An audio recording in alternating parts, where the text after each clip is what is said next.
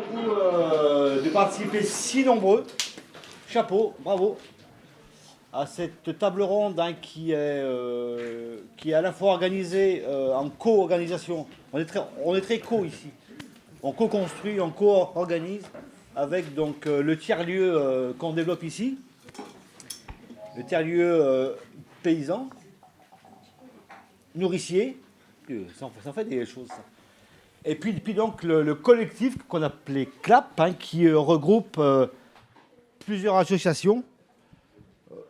Voilà, donc c'est Michel qui va dire. Donc voilà, donc moi je fais juste un mot d'accueil et je vous dis merci à vous. Voilà. Et c'est parti Michel, c'est pour toi. Prends le micro là. Ouais. Donc, ouais, je vais me présenter peut-être puisque tout le monde ne me connaît pas, je suppose, c'est m'aveugle.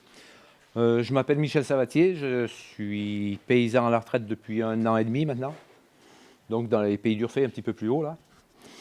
Donc à un moment donné, donc, j'ai pris un peu l'initiative de créer le collectif là, qu'on appelle le CLAP là,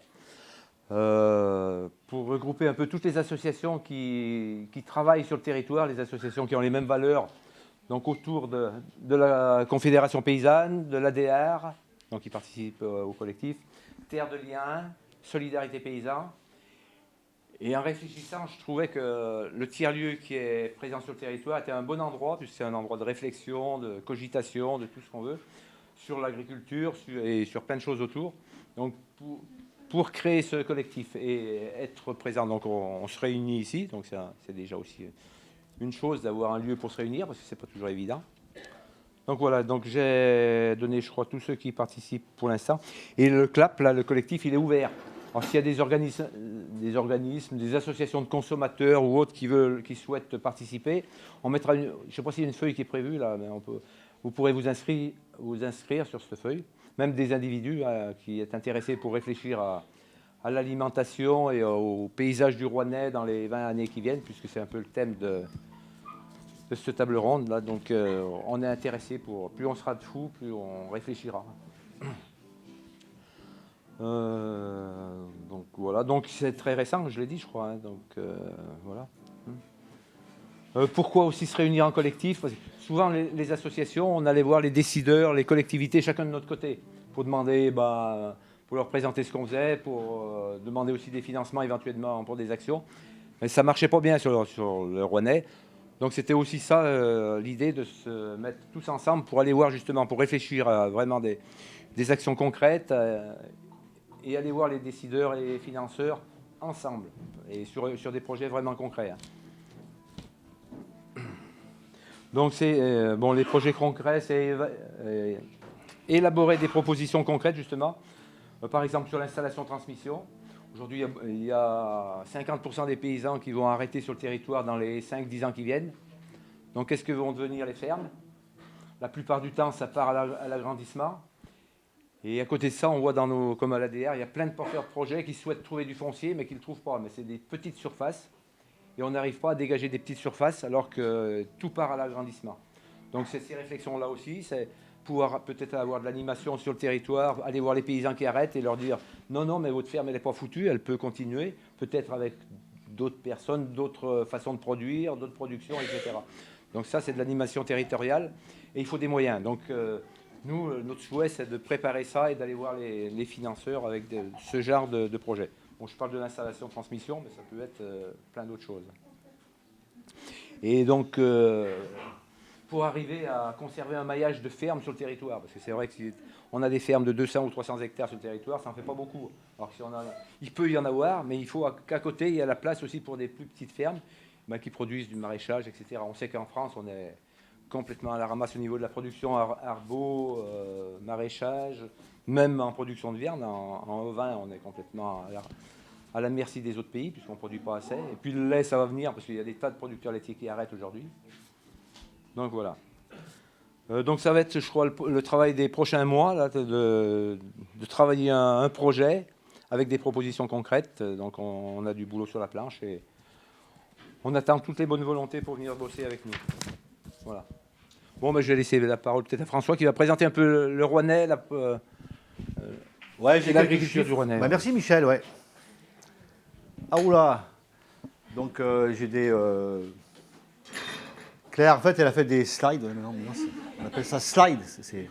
Ah oui, il faut que je parle au micro. Oui, je parle fort, Samuel. Ouais, donc, ouais, Michel l'a rappelé. Enfin, voilà. Le Rouennais, hein, c'est quand même une région agricole. Hein. 67% des surfaces, en fait, sont agricoles. Et comme un petit peu toutes les régions, de façon plus ou moins importante, eh bien, on perd aussi donc, des surfaces agricoles hein, qui s'urbanisent.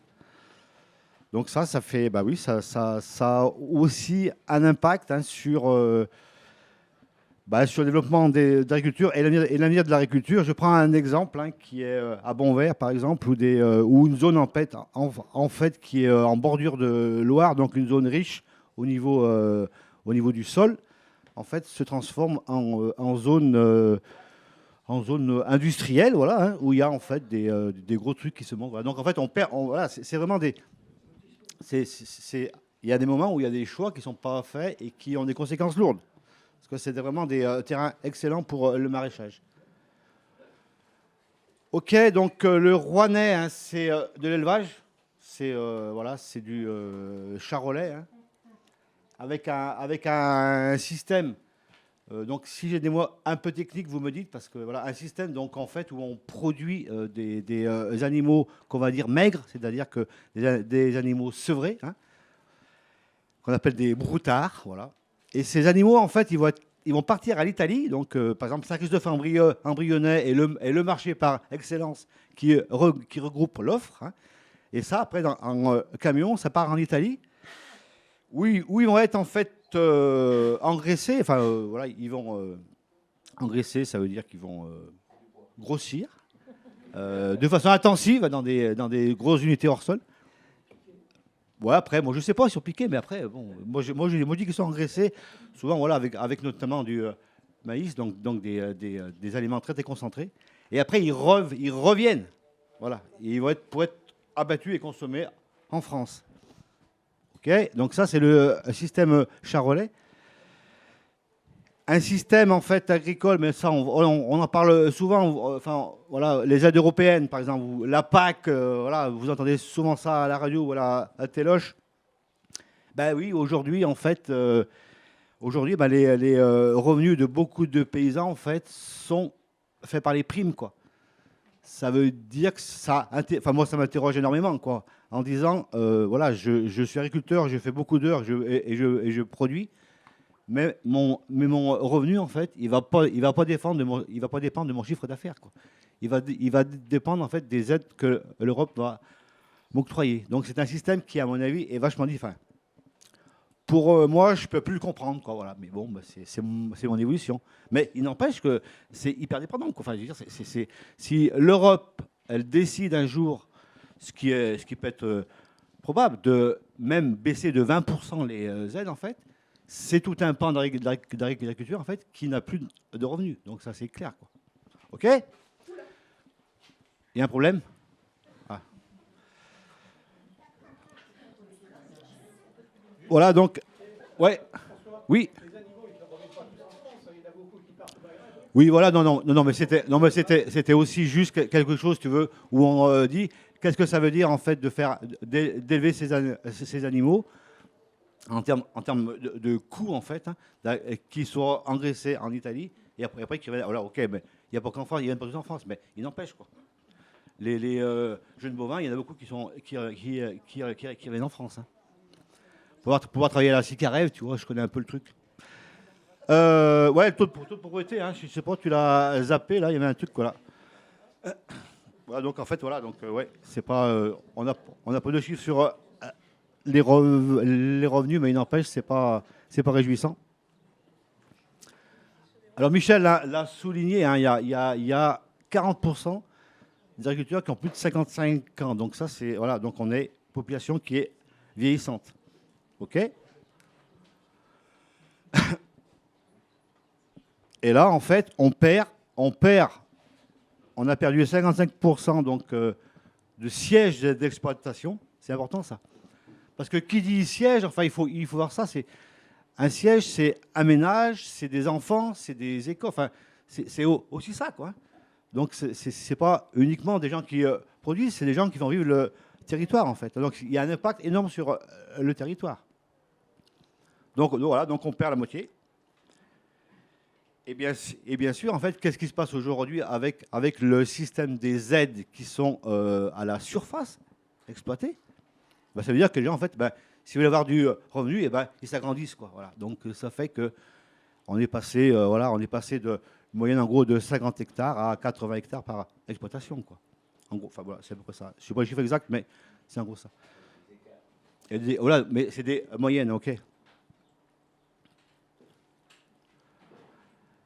Alors voilà, donc ce modèle, en fait, ce modèle de ferme hein, qui a été mis en place dans les années après-guerre, quoi, dans les années 60, quoi, eh bien, qu'est-ce qu'il est aujourd'hui, en fait? Eh bien, les paysans ont investi, donc c'est-à-dire qu'ils ont capitalisé, c'est-à-dire qu'ils ont acheté du matériel, acheté des biens pour produire. Et c'est un capital qui, aujourd'hui, est énorme. Aujourd'hui, il y a 2 fermes hein, qui sont pas très très loin, hein, qui ne trouvent pas de repreneur. Parce que la personne qui doit s'installer, en fait, doit fournir un capital hyper élevé, quoi.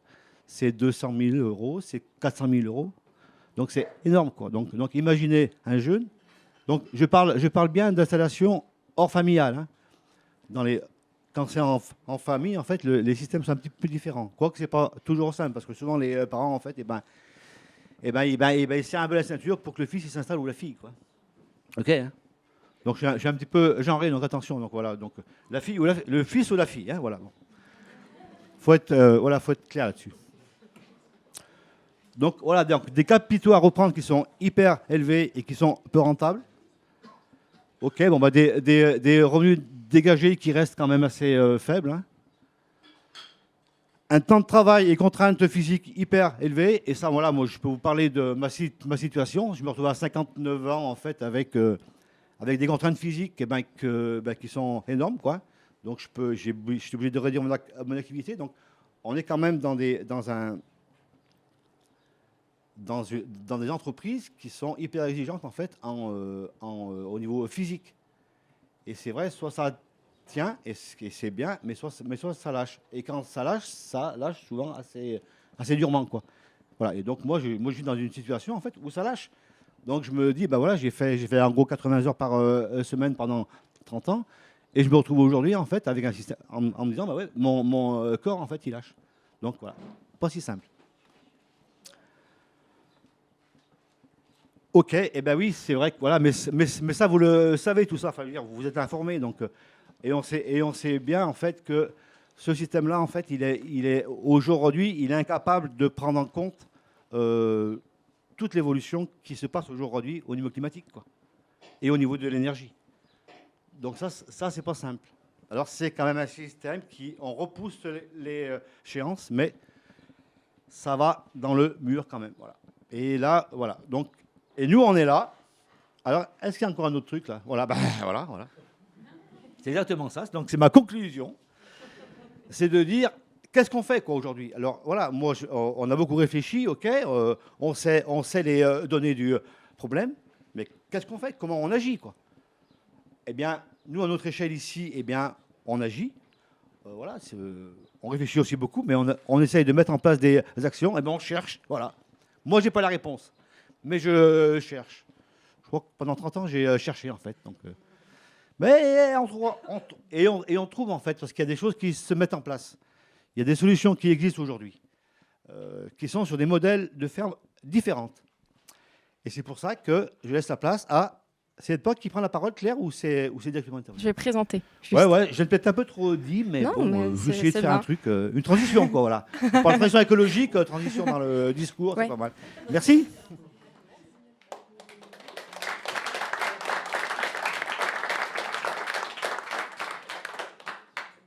Du coup, la dernière question qu'a posée François sur quelle agriculture en fait on veut pour le territoire rouennais, c'est vraiment la question qu'on s'est posée avec le CLAP.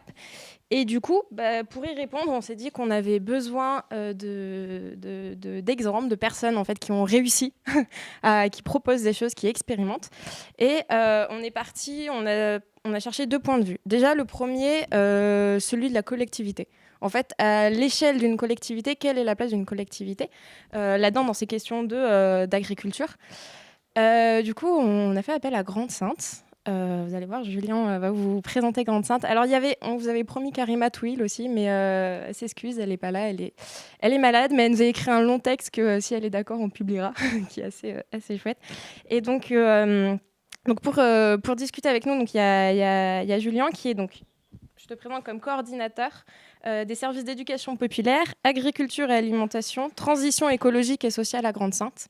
Voilà, je vais le laisser présenter un peu plus en détail après. Et on a aussi un autre point de vue du coup sur les modèles agricoles. En fait, de quel modèle agricole on parle. Et pour ça, on a Céline Riolo. Donc du coup, co-directrice de Ferme Partagée. Et pour celles et ceux qui ne connaissent pas Ferme Partagée, c'est une coopérative qui crée un réseau entre des fermes collectives et coopératives, notamment, et qui les outille et les accompagne. Voilà. Donc je vais vous laisser vous présenter le contexte et les structures dans lesquelles vous œuvrez. Et un peu, si vous pouvez présenter du coup la vision de l'agriculture que vous avez et un peu la place de cette agriculture et alimentation dans Faire Société, quoi. Je te laisse commencer, Julien, si tu as déjà un micro, donc c'est parfait. Alors, sur les alternatives aux modèles et aux enjeux que tu as présentés, je me sens un peu tout petit. Vous allez comprendre pourquoi. Donc peut-être quelques éléments de contexte. Je viens de Grande-Synthe, effectivement. Je travaille à Grande-Synthe. Je suis fonctionnaire territorial. Donc je travaille pour la commune de Grande-Synthe, qui est une ville de 23 000 habitants à peu près, qui jouxte Dunkerque. Donc sur la côte de la mer du Nord. C'est une côte qui est très urbanisée, avec un bassin de production qui est plutôt sur la Flandre maritime, un peu en arrière-pays, mais pas très loin. Grande-Synthe, c'est une ville industrielle. On a 13 ou 14 sites Céveso autour de la ville. On a une centrale nucléaire à 6 réacteurs. Voilà, je vais arrêter là, je vous donne un peu le contexte. Voilà. Et on arrive quand même à développer des politiques agricoles et alimentaires. C'est une ville aussi donc industrielle et donc qui est en proie à la désindustrialisation. Parce qu'on dépend de décisions économiques qui appartiennent ni aux politiques locaux et encore moins aux habitants, encore moins peut-être aussi aux gens qui ont fait ces usines, qui ont travaillé dedans. Et donc, avec des effets sociaux assez désastreux, parce qu'il n'y a pas de modèle pour l'instant de substitution. Donc, ça fait qu'à Grande-Synthe, par exemple, le taux de pauvreté il y a plus de 30% de la population qui est sous le seuil de pauvreté. Il y a plus de 30% de chômeurs. Voilà, il y a des indicateurs sociaux qui sont très compliqués. C'est une ville aussi qui a développé sa politique grâce à la présence industrielle, notamment sa politique sociale. Donc, il y a toujours expérimenté des dispositifs sociaux un peu innovants, notamment le RMI avant la lettre, un RME pour les étudiants qui complètent les bourses, plus récemment, là, depuis 3 ans, un minimum social garanti qui vient compléter les minima sociaux pour que les gens dépassent le seuil de pauvreté. Voilà, ce genre de choses. Donc il y a un peu une ambivalence aussi. On dépend aussi de la taxe professionnelle, notamment, qui est maintenant distribuée différemment. On dépend, mais en même temps, c'est une juste part des efforts consentis par les gens, les familles, à l'égard des usines et à l'égard aussi de leur pollution.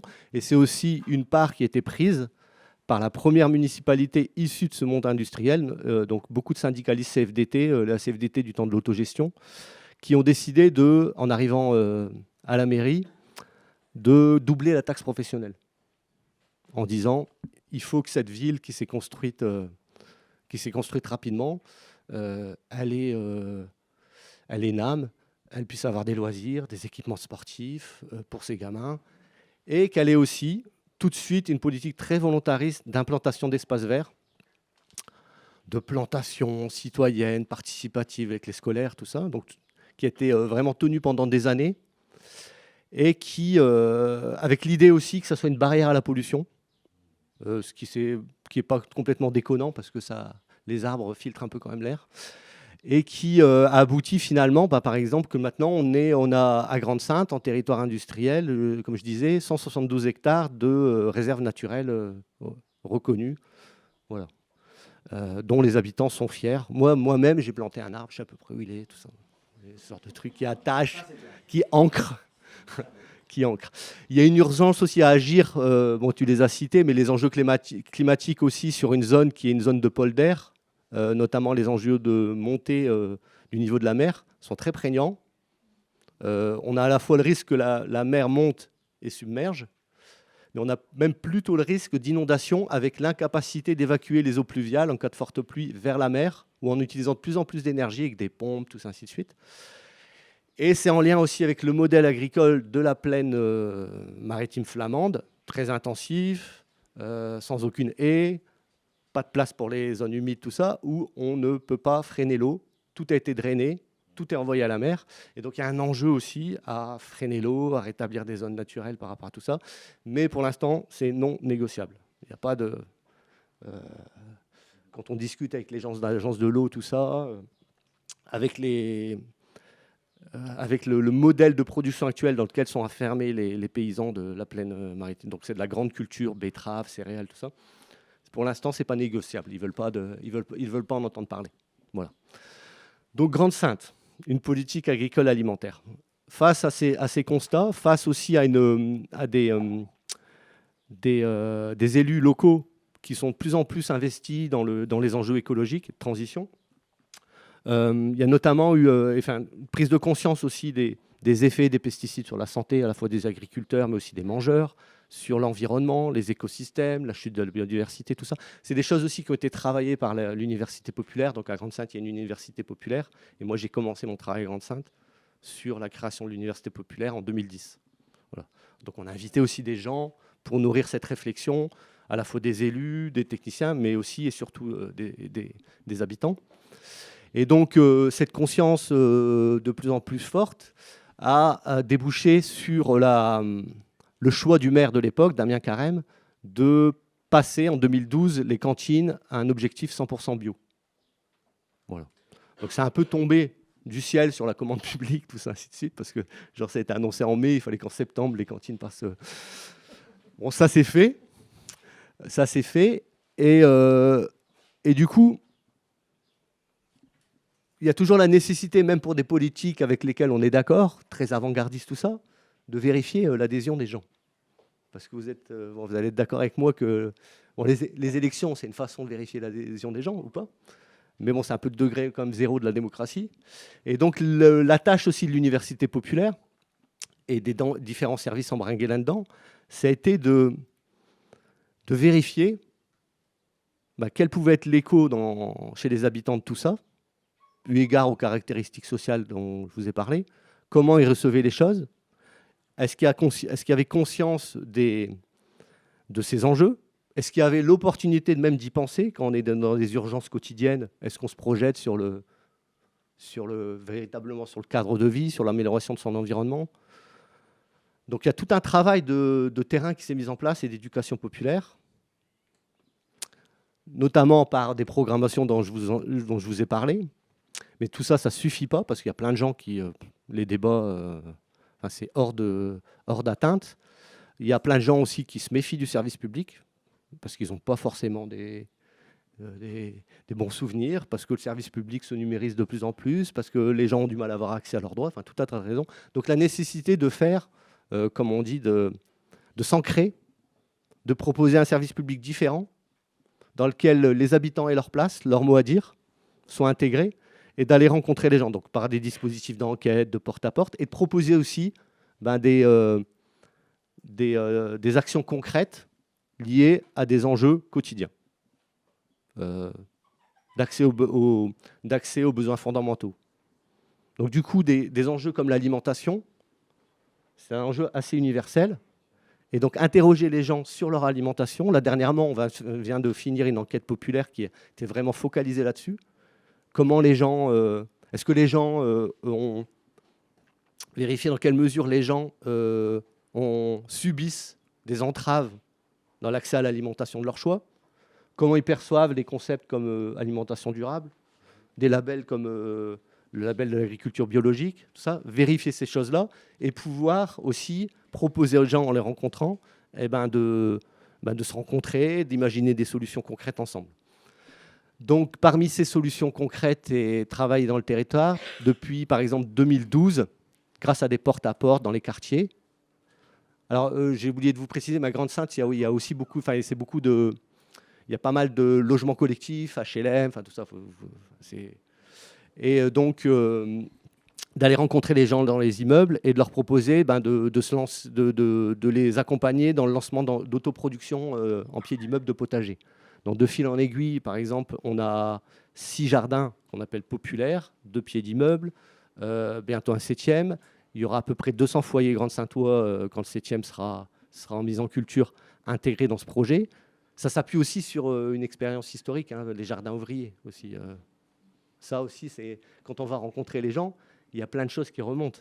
Et il n'y a pas nécessairement l'enjeu aussi, c'est que ce n'est pas les problèmes qui remontent, c'est aussi tous les savoir-faire et tout ce que font déjà les gens et qui ne correspond pas à l'image qu'on peut avoir des quartiers populaires ou qui correspond plutôt à une méconnaissance qu'on a des connaissances des gens en fait et des trésors de créativité, d'astuces qu'ils font pour s'adapter, pour donner à manger à leurs gamins, pour constituer des repas équilibrés, pour créer des réseaux de solidarité, pour faire des courses ensemble, pour vérifier aussi, par exemple, sur le Dunkerquois, grâce à Grande Sainte, bon, je suis un peu chauvin, mais on a les transports publics gratuits. Donc tout ça, ça ouvre des perspectives pour les gens aussi de prendre le bus, d'aller chercher des promotions à gauche, à droite, d'envoyer qu'une famille fasse les courses pour d'autres. Enfin voilà, il y a plein de choses comme ça qui remontent. Donc les jardins en pied d'immeuble, ça nous a donné aussi un ancrage qui nous a permis de rencontrer de plus en plus de gens, de mesurer pour le coup tous les savoir-faire en termes d'autoproduction, de mesurer aussi la chance d'avoir des gens issus de milieux, de pays très différents, et notamment des gens issus de communautés paysannes dans leur pays d'origine, et qui, pour eux, étaient fondamentales, notamment avaient réussi à conserver ce lien à la terre grâce au jardin ouvrier. Pour l'équilibre psychologique, puis aussi pour pouvoir manger ce qu'on a envie de manger, quoi. Pour faire des graines. Je pense qu'il y a dans tous les jardins ouvriers, un peu partout, il y a sans doute des patrimoines de graines qui ont été reproduites d'année en année et qui sont issus, par exemple, des fèves d'Algérie ou du Maroc. Nous, on gère aussi une banque de semences. Dedans, on a reçu des haricots écossais grimpants d'un monsieur d'origine polonaise qui est venu nous dire, en fait, ça, je les ai apportés dans mes poches il y a 40 ans. Je les ai fait dans les jardins ouvriers. Maintenant, je ne peux plus faire mon jardin ouvrier. Donc, je vous les donne. Et s'il vous plaît, vous les reproduisez. Voilà. Donc, voilà, c'est le genre de choses qui existent et qui sont là et qui ne sont pas suffisamment visibles. Du coup, on tire un fil. Et petit à petit, on se rend compte que sur ces projets alimentaires, il y a vraiment des choses à faire. Il y a aussi peut-être la nécessité de renouer avec un passé de la ville qui est un passé maraîcher avant l'industrialisation, de voir ce qu'on a comme terre, de voir ce qui peut être inscrit dans les règlements d'urbanisme, les plus, tout ça, ce qui peut être sacralisé, sanctuarisé, ou en tout cas inscrit au plus en terre agricole, tout ça, et commencer une veille foncière. Donc ça, cette veille foncière, elle a permis à la ville de se constituer, c'est pas grand-chose, mais un patrimoine foncier agricole de 25 hectares. C'est très résiduel à Grande Sainte par rapport à ce qui existait avant. Et à partir de 2018, de faire des appels à candidature.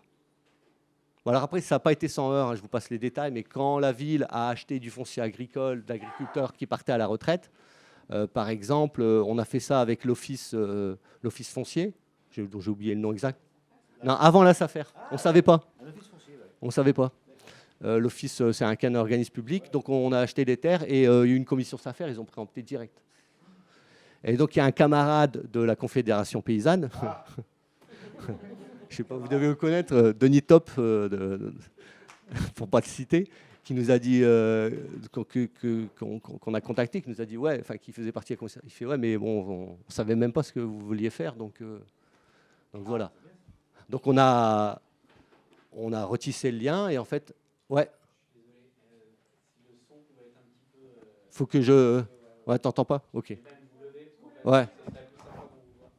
C'est moi. Ouais, c'est vrai qu'il y a du monde au fond.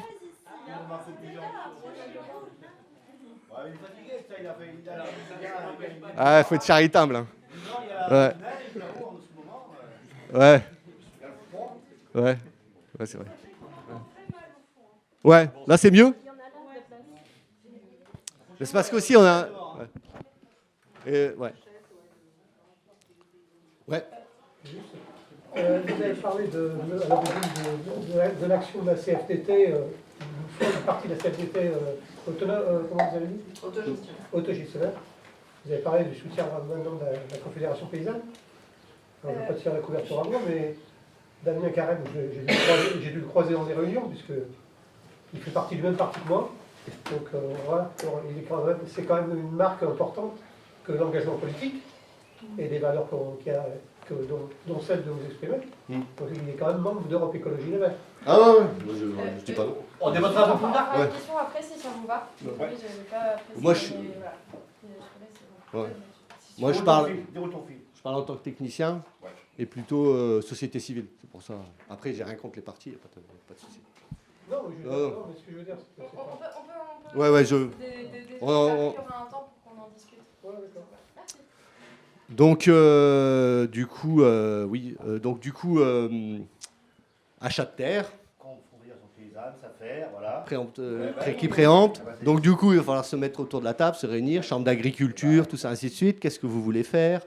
Eh ben, on voudrait installer, on voudrait favoriser, pas installer, mais favoriser l'installation d'agriculteurs en bio, plutôt pour, avec l'idée de relocaliser une production, de sauvegarder ces terres, d'éviter des pollutions, de rajouter des pollutions dans notre milieu de vie, de pouvoir fournir aussi la restauration collective qui est 100% bio. Donc voilà. Et donc avec eux, on a construit les appels à candidature sur 13 hectares de terre, avec l'idée que ça soit de l'agriculture plutôt sur petite surface, qu'on favorise le maximum d'emplois à l'hectare, on va dire. Et donc ça s'est très bien passé parce qu'on a eu des candidatures d'ailleurs, même en bio, mais d'agriculteurs qui étaient pour de l'agrandissement. Et on a pu les écarter parce que ça ne correspondait pas au modèle qu'on voulait soutenir. Et donc il y a 6 maraîchers, dont un couple, qui se sont installés sur 13 hectares avec des modes de production différents, des trajectoires techniques aussi différentes, des débouchés différents, certains qui sont un peu mécanisés, d'autres pas du tout. Donc le maraîcher qui a le plus de terre à 4 hectares, celui qui travaille sur la plus petite surface à 8000 m². Voilà. Tout l'enjeu aussi, quand on a des décisions politiques qui ont du sens comme ça, aussi, c'est ce que je disais par rapport à l'adhésion de la population, c'est de travailler aussi sur l'adhésion de la population, surtout que la viabilité économique de ces fermes urbaines est pour nous facteur aussi du sens que les citoyens pourraient mettre dans leurs achats et sur cette production, et la confiance qu'ils ont dans cette production. Donc vraiment, ce travail-là, il est super important, surtout dans des villes populaires où les gens, a priori, ont moins de moyens, enfin pas a priori, ils ont moins de moyens pour leur alimentation, ils sont obligés de s'ajuster, d'ajuster entre des dépenses contraintes qui sont le logement, les factures à payer, enfin vous connaissez toutes ces problématiques-là.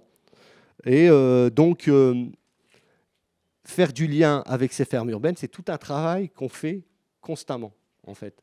Avec un travail avec d'autres services, notamment à Grande-Synthe, on a un centre d'initiation à l'environnement, donc qui travaille avec toutes les écoles sur la sensibilisation à la biodiversité, tout ça. Donc ce centre-là, en partenariat avec les maraîchers et nous, met en place des chantiers participatifs où les gamins vont pouvoir planter des haies dans les fermes urbaines. L'agriculteur va expliquer en quoi l'implantation de haies, ça lui sert pour ses cultures. Les agents de la ville expliquent les avantages pour la biodiversité que ça, tout ça. Voilà. Créer cet écosystème, que ça soit des lieux de vie, des lieux de partage et d'interconnaissance. Parce que ça, par exemple, c'est une donnée vraiment importante qu'on a relevée dans l'enquête populaire. On a relevé notamment un grand ressentiment par rapport au label AB. On peut le regretter, mais en fait, la plupart des gens qu'on a interrogés en situation de précarité pour la plupart. Ils nous disent qu'ils n'y croient pas, que c'est le même business, qu'ils n'ont pas confiance, tout ça. Et ce qui ressort vraiment, c'est connaître les paysans, en fait. Après, il y a un autre enjeu pour nous, et ça fait partie de l'éducation populaire, c'est de dire, c'est quand même d'expliquer et de sensibiliser les gens sur les effets destructeurs des pesticides, les effets sur la santé, les effets sur les coûts collectifs que ça a, sur les coûts, sur par exemple la prise en charge des affections de longue durée par la sécurité sociale, par notre sécurité sociale, sur sa branche maladie.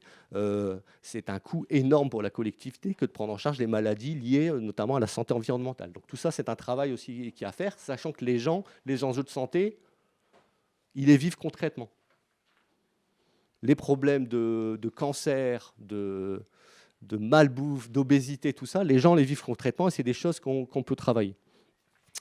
Voilà, donc bon, je vous dis, on tire un fil. Tout ça, c'est basé sur de la participation, de la mise en commun, un service public qui se met en débat avec les habitants et on développe petit à petit des projets. Donc là, on a notamment lancé avec des habitants la mise en place ce qu'on appelait une micro-ferme pour l'entraide alimentaire. C'est un projet participatif maraîcher avec un maraîcher qui anime un projet sur lequel le plan de culture, les choix techniques sont établis en concertation avec les habitants, où chacun peut contribuer selon ses moyens et recevoir des légumes selon ses besoins, c'est ça l'objectif, et d'accueillir toute contribution, c'est-à-dire y compris les gens qui ne sont pas en incapacité physique de participer à, je sais pas, à greliner une planche de 80 mètres, voilà, d'avoir la possibilité il y a toujours possibilité de trouver des tâches, de permettre la contribution de chacun.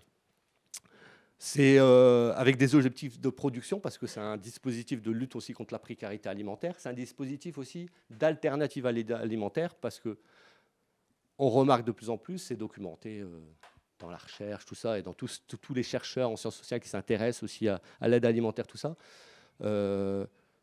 les effets que ça a sur la citoyenneté des gens, en fait. D'être constamment, devoir tendre la main, être assisté, des effets d'humiliation, de difficultés, de sentiments d'indignité, tout ça. Donc ce genre de projet, ça permet d'accéder à des produits sains, basés sur la contribution, sur la notion d'entraide, le partage des tâches, tout ça, ainsi de suite.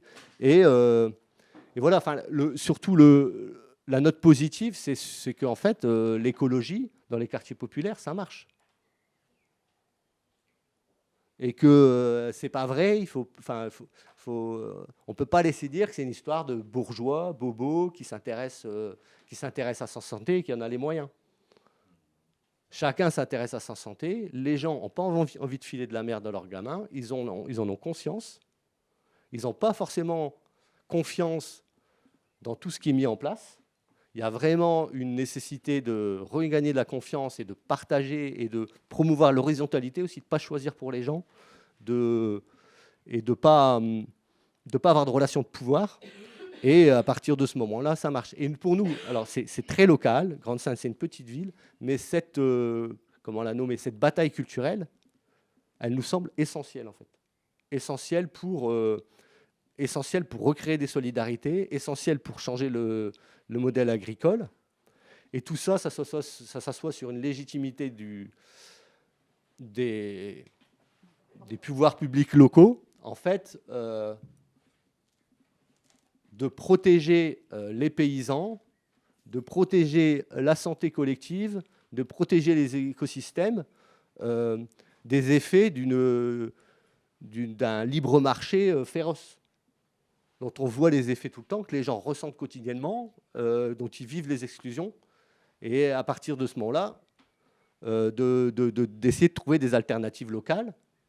Après, je disais au début de ma présentation qu'on se sentait tout petit. Effectivement, on se sent tout petit, mais ça nous paraît fondamental. Et aussi, ce qui est fondamental, je pense, c'est le changement d'échelle, mais en se basant sur la fédération et puis en se basant sur le rassemblement pour que ça prenne de plus en plus de place et que les choses changent. Voilà.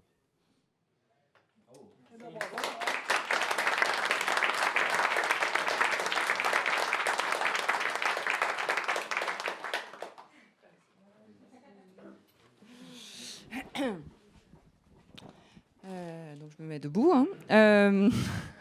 Et je parle fort. Donc moi, je vais parler de complètement autre chose. Du coup, du modèle qu'on essaye de proposer, en tout cas à l'agriculture, nous, au sein des fermes partagées. Déjà, pour revenir un petit peu par rapport à la présentation que Clara a faite tout à l'heure, les fermes partagées, c'est une coopérative, mais une coopérative un peu particulière, c'est ce qu'on appelle une coopérative d'intérêt collectif. On a mis autour de la table, on a regroupé au sein de cette coopérative-là différentes parties prenantes autour de l'enjeu de ce qu'on a appelé, nous, l'agroécologie coopérative. C'est-à-dire comment on peut contribuer à changer de modèle agricole en s'appuyant sur la coopération. Et du coup, ça marche plutôt bien. Comment ça a été créé? Alors, notre coopérative, c'est une bébé coopérative. Elle a été créée en 2021, on est en 2023.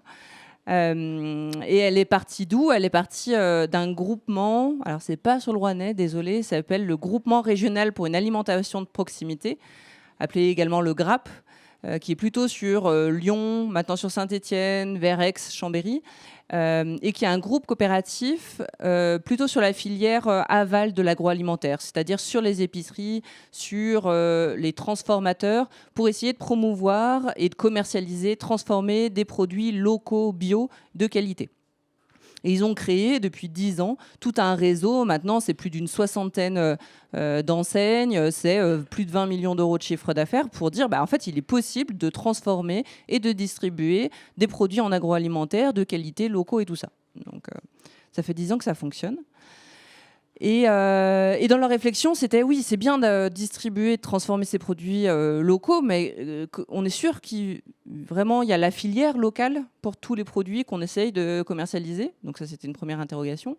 Et du coup, comment nous, maintenant qu'on est assez bien ancré, maintenant qu'il y a un gros développement du bio, alors ça c'était avant 2021. La réflexion, ils l'ont lancée, mais en 2019, ils ont dit comment nous, on peut soutenir aussi l'installation en agriculture locale de proximité en s'appuyant sur la coopération et en soutenant les coopératives. Et du coup, ils ont commencé à regarder ce qui existait déjà comme initiative du territoire, parce que ça ne sert à rien de partir hors sol, mais plutôt d'aller identifier des expérimentations, des fous qui ont essayé de proposer un autre modèle basé sur la coopération. Et ils ont identifié comme ça, notamment, 3 fermes. Une ferme qui s'appelle la Ferme des Volonteux, qui est à Valence, qui est une SCOP. Alors là, wow. Une ferme en SCOP, parce que les fermes, généralement, on entend GAEC, des fois des SCEA, des EARL, enfin tout ce qui est forme très classique agricole. Et puis il y a l'autre extrême, c'est plutôt les firmes agroalimentaires.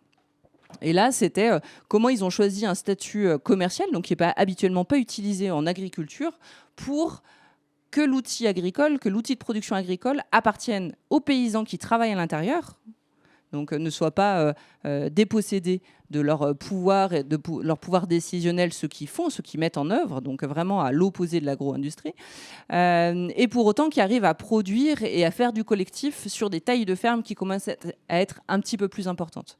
Parce que les projets de micro-fermes, c'est bien, mais pour produire et nourrir le monde, il faut les démultiplier, et le maraîchage, c'est très bien, mais on a besoin de céréales, on a besoin d'élevage, on a besoin de toute la diversité qu'il y a autour de ces fermes. Et ces fermes-là, notamment les Volonteux, aujourd'hui, c'est 10 paysans salariés associés qui ont des ateliers qui sont différents. Donc, il y a du maraîchage, il y a de l'arboriculture, il y a un peu d'élevage, ils sont paysans boulangers, je risque d'en oublier. Il y a de l'herboristerie, pépiniériste, ils font de la pédagogie aussi. Il y a une épicerie à l'intérieur de la ferme, c'est un tiers-lieu, il y a une friperie. Voilà, c'est complètement foisonnant, hein. Il y a 25 personnes qui travaillent sur cette ferme. Donc c'est vraiment des lieux de vie sur le territoire.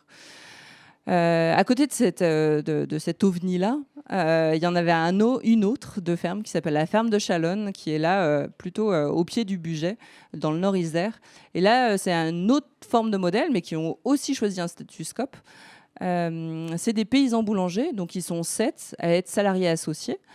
Mais ils travaillent principalement sur ce cœur de métier-là, qui est celui d'être paysan boulanger, et ils ont développé d'autres activités en complémentaire. Donc voilà, des poules pondeuses, aussi beaucoup de pédagogie, un petit peu de maraîchage, etc. Et la troisième, c'est une autre forme coopérative qui s'appelle la Clé des Sables. Là, c'est au pied du Vercors, où là, ils se sont dit comment on peut utiliser l'outil coopératif pour mutualiser les terres, mutualiser les bâtiments agricoles, mutualiser les gros investissements. Et du coup, on met tout ça en commun, on produit en commun sur cette terre-là et on va développer différentes activités agricoles, mais là, en ayant chacun un statut agricole. Nicolas, quand il a lancé sa ferme, quand il a repris cette ferme-là, c'était de la monoculture. C'est au pied du Vercors, entre Valence et Grenoble, c'est du noyer. C'est du noyer, du noyer, du noyer, du noyer. Ils font que ça là-bas. Et quand il a repris la ferme, il s'est dit non mais moi ça n'a pas de sens d'y aller tout seul et ça n'a pas de sens de faire une ferme qui fait que de la noix. On va faire autre chose. Et maintenant ils sont 7. C'est de la grande culture. Donc ce qu'on appelle la grande culture, c'est tout ce qui est céréales et tout ça. C'est de la grande culture, c'est de la noix, c'est du petit fruit, c'est de l'arbo. Alors, ils l'ont planté, donc il faut attendre encore quelques années pour que ça donne pleinement, avec de la vigne notamment. C'est du maraîchage, et là, il y a 2 qui sont en train de s'installer en élevage pour faire de l'élevage laitier avec un labo de transformation pour faire du fromage. Voilà, et on voit tout ce que ça peut recréer comme richesse sur un territoire, d'avoir ces fermes collectives qui sont en capacité de reprendre, c'est un petit peu ce que tu partageais tout à l'heure François comme constat, c'est que toute la politique agricole commune qui a été mise en place ces dernières années, c'est des fermes qui sont allées à l'agrandissement et qui sont allées dans l'ultra-spécialisation. Et bien là, ce qu'on propose, en face de l'enjeu du renouvellement des générations agricoles, c'est comment des collectifs peuvent s'installer sur ces fermes-là, ont la capacité de reprendre les fermes, parce que ce n'est pas avec 70% d'un SMIC, c'est le revenu moyen d'un agriculteur. 70% d'un SMIC. Les fermes dont on parle, là, quand elles font ça dépend des territoires, mais on peut facilement aller sur des fermes qui valent 500 000, voire 1 million. Comment vous voulez vous endetter et racheter une ferme qui vaut 500 000, 1 million si vous allez gagner 70% du SMIC toute votre vie? Enfin, ça ne fonctionne pas. Il y a un dysfonctionnement du système à cet endroit-là. Alors que si on met en place du collectif, ça n'empêchera pas qu'il faudra travailler sur le dysfonctionnement du système. Hein. Mais en tout cas, non, on n'y arrivera pas trop. On peut y arriver tous ensemble. Mais en tout cas, c'est comment on peut s'appuyer sur la force du collectif pour reprendre ces fermes-là et pour reproposer aussi de plus d'autonomie alimentaire sur les territoires, d'arrêter cette ultra-spécialisation, mais d'être plus sur la diversification pour avoir plus de résilience alimentaire. Et puis pourquoi coopérative? Alors je ne sais pas si vous connaissez trop le fonctionnement des coopératives. Je ne parle pas de la coopération agricole, qui a été créée pour soutenir les paysans dans la transformation et dans la diffusion de leurs produits. D'accord ? C'est les agriculteurs qui se sont mis tous ensemble, qui ont créé une coopérative agricole pour ensuite transformer, par exemple, leur lait en camembert président, etc. etc. Je ne parle pas de ces formes coopératives. Là, je parle des coopératives où ce sont les salariés qui sont en maîtrise, qui sont actionnaires, sociétaires, on appelle en coopérative, de leur outil de production. Ils sont en maîtrise de leur outil de production. Leur outil de production leur appartient. Donc ils sont non seulement salariés, donc c'est ceux qui œuvrent et qui font tourner la boutique au quotidien, mais ils sont également propriétaires de ces coopératives. Ces formes coopératives-là, elles sont vraiment basées sur un principe de bien commun. C'est-à-dire que quand il y a du résultat, du bénéfice, etc., ce bénéfice va en grande part dans les réserves de la coopérative. Donc, c'est généralement des formes qui sont très stables face aux différents aléas. Mais également, ces réserves, elles sont impartageables. Ça veut dire quoi? Ça veut dire que quand vous partez de la coopérative, vous repartez avec ce que vous avez mis en part sociale au démarrage. Par exemple, je ne sais pas, moi, j'ai investi dans la ferme à 10 000 euros. Et bien, 20 ans après, vous repartez uniquement avec vos 10 000 euros. On sort d'un système capitaliste où on va imaginer avoir une plus-value et on sort d'un schéma d'hypercapitalisation dont a parlé tout à l'heure François et qui amène aujourd'hui à ce que les fermes vaillent 1 million. Donc on change vraiment de système et l'idée de cette proposition-là des coopératives et d'essayer de développer ces formes coopératives dans le secteur agricole, c'est de casser un petit peu ce dysfonctionnement-là qu'on a aujourd'hui dans le milieu agricole. Du coup, c'est ce qu'on essaye de faire au sein des fermes partagées. Et du coup, comment? Nous, alors quand je dis nous, du coup c'est l'équipe salariée des fermes partagées et aussi les paysans qui sont fondateurs et qui sont partie prenante de ces fermes-là. On va essayer d'accompagner tous les différents porteurs de projets au développement, à la transformation, à la reprise de fermes sous ce mode-là. Donc ça, c'est une partie. Il y a une partie qu'on va appeler plaidoyer, parce que voilà, on essaye d'appliquer un modèle non agricole à un secteur agricole, de faire parler deux droits qui ne se parlent habituellement pas du tout, entre le droit coopératif et le droit rural. Et du coup, là, on doit, nous, essayer de faire bouger les lois, faire reconnaître cette forme d'installation-là comme une forme d'installation agricole. Et on est en train d'avoir des petites avancées. Non, on a eu des très grandes avancées. On doit encore se battre un peu avec la région, mais on est pugnace. Donc voilà, ça c'est le volet plaidoyer. Et puis il y a tout un volet plutôt capitalisation et recherche, c'est-à-dire comment on peut mettre en réseau aussi toutes ces fermes-là pour qu'elles s'entraident, elles échangent les bonnes pratiques, parce que une ferme collective, ça marche pas tout à fait de la même manière qu'une ferme individuelle. Et du coup, il est important de passer beaucoup de temps sur l'humain, le fonctionnement entre nous, comment on s'organise dans notre travail, comment on prend les décisions, comment on répartit, je sais pas, les résultats et tout ça. Donc ça, c'est une première chose. Et du coup, on va essayer de faire réseau entre ces différentes fermes pour pouvoir les faire monter en compétences et qu'elles fonctionnent encore mieux et qu'elles puissent capitaliser sur toutes les bonnes pratiques qui ont été pensées dans les différentes fermes. Et tout un volet plutôt de recherche où là, on va travailler avec des instituts pour essayer de montrer et prouver scientifiquement que ce modèle-là, il est pertinent en termes de production de mieux-être au travail, de production sur la ferme, de richesse, etc., etc. Voilà. Et on veut faire la même chose sur le Rouennais, du coup.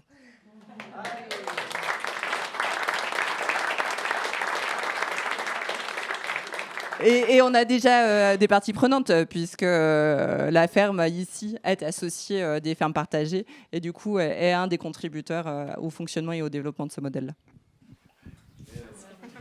Ah, quand même. Et ben on est mal barré, je dis avec ça. Ah, merci. Du coup, là maintenant, c'est le temps pour vous. Donc, n'hésitez pas à poser des questions aux intervenantes et intervenants qui sont ici, à apporter des témoignages. Enfin voilà, sentez-vous légitime. Moi, mon rôle, ça va être d'animer les échanges.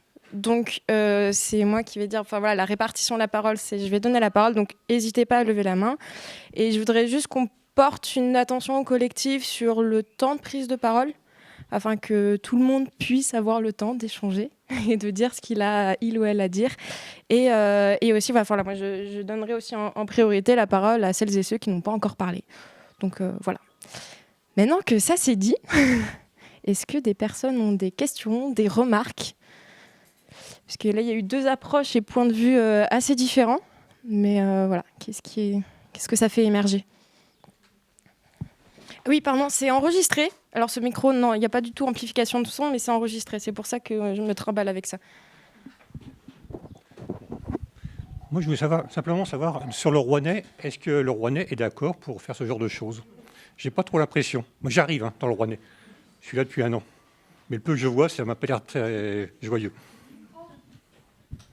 Et est-ce que quelqu'un veut répondre à cette question ? François a fui. C'est pour répondre à la question ? Ou c'était une autre remarque ? Mais vas-y. Ça peut en même temps répondre à la question. Ouais, parce que moi, je suis donc Bruno Barrican et je suis militant écologiste chez Europe Écologie Les Verts et depuis un certain temps, depuis des décennies. Et voilà, du coup, ça peut répondre aussi en partie, je pense, à la question de monsieur. C'est que je pense que c'est bien, il faut qu'il y ait des... En plus, on n'est pas dans une période électorale, donc du coup, on va pas dire tiens, il est venu là parce qu'il y a les élections. Non, c'est pas du tout mon intention. L'intention, c'est de dire qu'il faut aussi s'engager politiquement. Parce que s'il y a à Grand-Sainte, il y a des gens qui ont des postes de coordonnateurs, etc., qui peuvent se déplacer pour témoigner de ce qui se fait. Et ce qui est Grand-Sainte est exemplaire au niveau de... en termes aussi, on n'a pas parlé aussi de migrants, des questions d'accueil des migrants. Bon, je veux dire, c'est vraiment Damien Carême a fait avec son équipe, parce que c'est pas seulement un maire, un travail extraordinaire là-bas sur Grand-Sainte. Et donc, ce que je veux dire, c'est que j'ai vu qu'il y avait des jeunes aussi ici, parce que moi, je commence à être vieux, et qu'il faut aussi prendre le pouvoir au niveau des élections, parce que des communes, je sais que en Bière, il y a des collectifs, etc. Mais il faut aussi, parce que après, l'argent public, il peut être sollicité au niveau des collectivités. Il faut avoir un certain pouvoir pour pouvoir vraiment passer de niche à un développement vraiment de territoire avec une vraie volonté. Et on a des freins énormes. Il y a la politique agricole, etc. Et voilà, donc, moi, mon message, c'était de dire il faut ne pas avoir peur de s'engager politiquement pour qu'on arrête d'avoir des élus qui soient encore dans la négation du changement climatique ou des choses comme ça, ou qui aient les modes de développement comme on a dans le Rouennais, bien souvent, hélas, des années du siècle précédent, quoi. Voilà.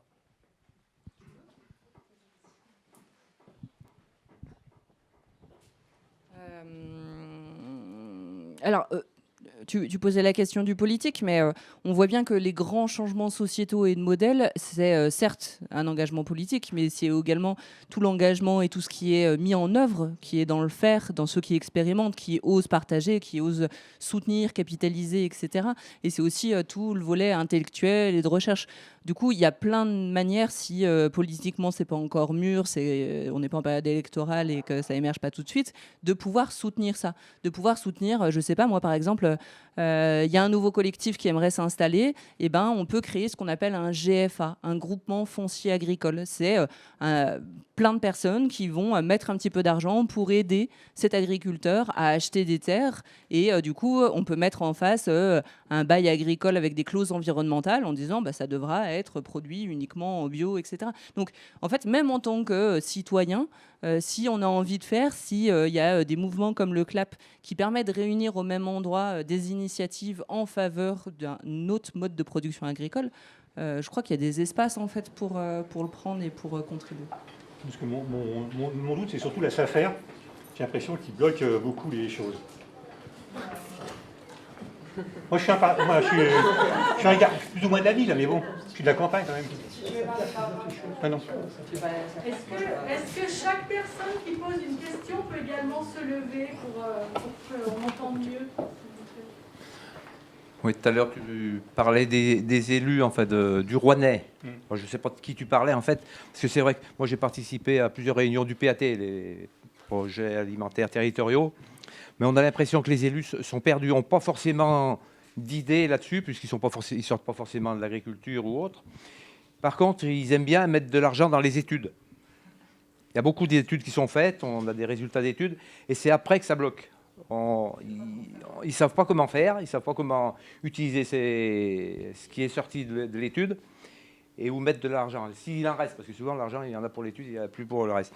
Et c'est là que nous, on veut essayer d'intervenir en tant que collectif, en tant qu'association, pour amener justement des choses concrètes et leur dire voilà ce qu'on peut faire. Si vous souhaitez mettre de l'argent quelque part, il faut le mettre là pour que ce soit efficace. Bon, après, on y arrive, on n'y arrive pas. C'est un travail de longue haleine avec des élus qui ne sont pas toujours coopérants ou qui écoutent ce qu'on dit. Mais il faut au moins faire ce travail-là. Après, en ce qui concerne les SAFER, c'est vrai qu'elles sont plutôt devenues... Bon, au départ, c'était un truc super bien, mais ils sont devenus un peu des marchands de biens qui ne travaillent pas forcément pour l'installation, mais plutôt qui vont voir pour revendre un bien où il y a de l'argent, quoi. C'est pas forcément... Après, voilà, c'est comme ça, mais... Il faudrait pouvoir investir les SAFER, il faudrait pouvoir les rencontrer plus souvent pour leur dire voilà, aujourd'hui on est au pied des murs, il y a des fermes qui s'arrêtent, des gens qui prennent la retraite. Il faut trouver des solutions. Ça ne se vend pas toujours, mais ça arrive que les fermes elles se vendent. Donc là, le paysan qui s'installe, s'il achète déjà son moyen d'exploitation, donc troupeau, bâtiment, etc., il n'a pas les moyens d'acheter la terre, ça c'est évident. Donc il y a Terre Bien qui est là, qui pourrait dire aussi un mot par rapport à ça. Qui participe au collectif. Donc il y a des petites solutions de temps en temps sur des cas particuliers, mais ça peut être une solution. Mais c'est vrai que le financement du foncier, l'accès au foncier, c'est le problème primordial aujourd'hui pour continuer à produire sur les territoires et pas faire que du broutard. Et bon, dans nos montagnes des pays d'Urfé, on ne va pas faire de la céréale, du maïs à tout va, etc. Il y a des sapins, mais c'est bien aussi qu'il y ait des sapins, qu'il y ait des feuillus, qu'il y ait plein de choses. Où il n'y a pas le choix, où on ne peut pas cultiver. Là. Oui, pour compléter, Michel, je crois que le constat qu'on fait, vous aussi, les élus et les décideurs, ils sont pas fous. Ils se rendent bien compte que c'est pas si simple et que ça bloque en ce moment et que ça va bloquer de plus en plus. Et après, est-ce que nous, on est capable en fait d'être force de proposition et d'action? On est là aujourd'hui. Donc, on va pas changer. On va pas changer fondamentalement le système parce que il y a un système industriel qui se met en place, qui est lourd, qui est financier ou ça ou là. Mais on peut aussi agir parce que dans nos régions ici, les méga fermes en fait, moi j'y crois pas trop. Donc qu'est-ce qu'on fait aussi? Et les élus territoriaux, je veux dire, les maires aussi, s'inquiètent en disant attends, mais ouais, ok, le territoire là, est-ce que c'est de la forêt? Est-ce que c'est des grandes usines? Voilà, donc on est là, quoi. Et notre objectif, nous, c'est d'être aussi, je dirais, de gagner en puissance pour être aussi, je dirais, une force de proposition, quoi. Voilà. C'est pour ça qu'en fait, c'est intéressant d'avoir une ferme qui expérimente et qui va sur ces modèles-là, quoi. Parce qu'on fait du blabla, on peut parler pendant... Voilà, il y a des gens qui parlent beaucoup, et on parle beaucoup, là. Mais concrètement, c'est quoi qu'on fait demain, quoi. Voilà. Donc on est vraiment là aujourd'hui. Et donc moi, voilà, j'ai encore quelques années à faire, mais je vais les faire dans ce sens-là. Je ne sais pas si j'ai...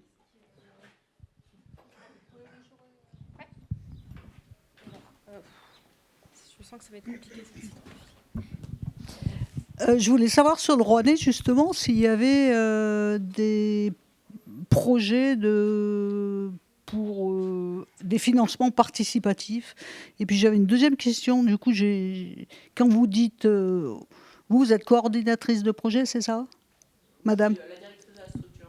De la structure, mais j'ai pas retenu les fermes partagées.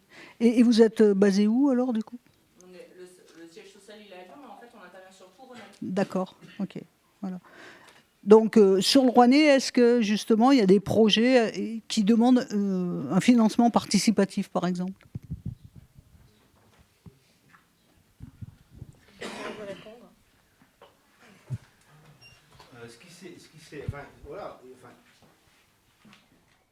Il y a des choses qui se font sur le Rouennais, en fait. Il y a des espaces tests à Ouche, en fait. Hein, l'aglo a racheté une ferme pour faire un espace test.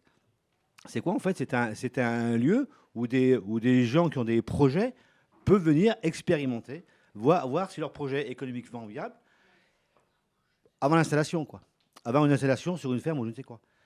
La difficulté, en fait, aujourd'hui, de cet espace test, c'est que à la fin du test, en fait, eh ben, il n'y a pas de... Les gens, ils sont là et il n'y a pas de ferme qui se libère, quoi. Donc c'est bien ça qu'il faut prendre en compte, quoi. Ça veut dire qu'il faut aussi que nous on travaille avec eux pour qu'en fait, à un moment, en fait, les fermes qui se libèrent, elles puissent être reprises par ces jeunes qui ont expérimenté, quoi. Donc c'est vraiment, on dit faire filière, c'est-à-dire que c'est accompagner des jeunes qui à un moment ont besoin de tester un projet, et si ce projet il est viable, en fait, est-ce qu'on est capable, en fait, de leur proposer du terrain, quoi. Et ça, l'aglo, je veux dire, elle a en tête, parce qu'elle se rend bien compte que les jeunes qui sont en test, en fait, eh ben, ils vont voir, voilà, ils partent ailleurs. Donc on perd en fait cette matière et cette énergie, quoi. Après voilà, moi, les financements participatifs, Terre de Liens a investi dans le Rouennais, a racheté des fermes sur le Rouennais qui ont été louées à des gens. Donc voilà, il y a des choses qui se font, quoi. C'est à petite échelle, on a besoin quand même de faire monter tout ça.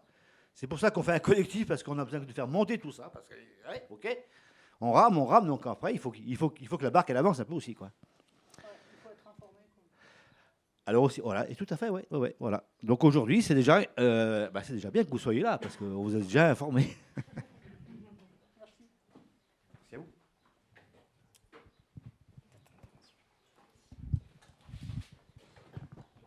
Oui, je voulais revenir un petit peu à Grande-Synthe. Alors, c'est très impressionnant tout ce que vous nous racontez. Ça m'intéresse de connaître un petit peu mieux les obstacles, les résistances que vous avez dû affronter.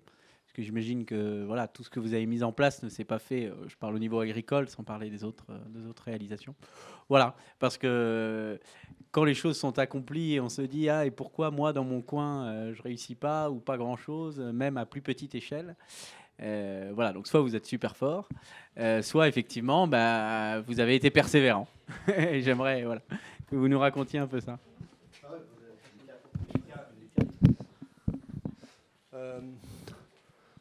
Non, c'est pas. Après, c'est pour ça que je dis que c'est quand même c'est lié à une souveraineté politique locale.